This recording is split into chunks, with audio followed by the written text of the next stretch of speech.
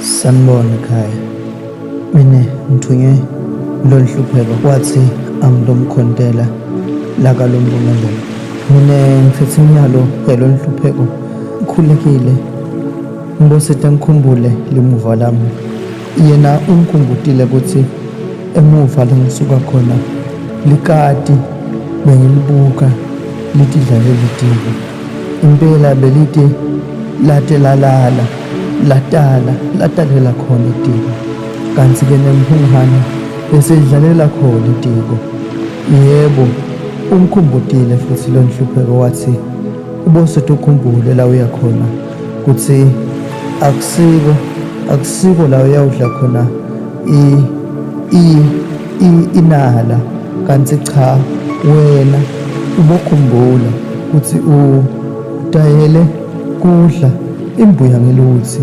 Hhayi, la uya khona ubosida ukhumbule inhlonipho ngoba angeke bakuvulele phela impumelelo.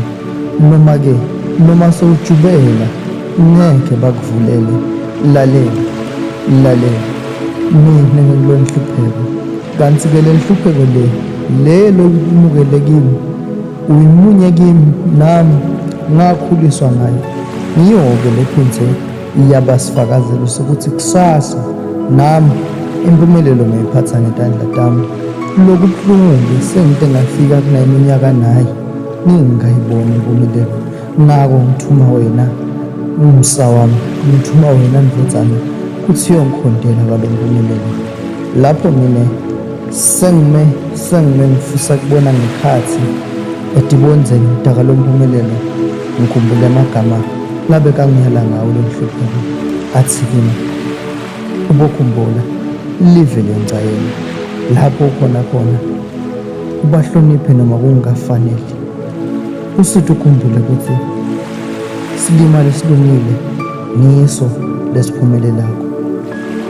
Ngathi ngisayivula imivalo, bathi kalo mpumelelo calela phasi kalo nhlupheko uyofunza impilo kabusha khona lokusele. Ngase ngithi kimi sendamlenzana ngibuye yimbongi ihluleka kuthula sibuke forward.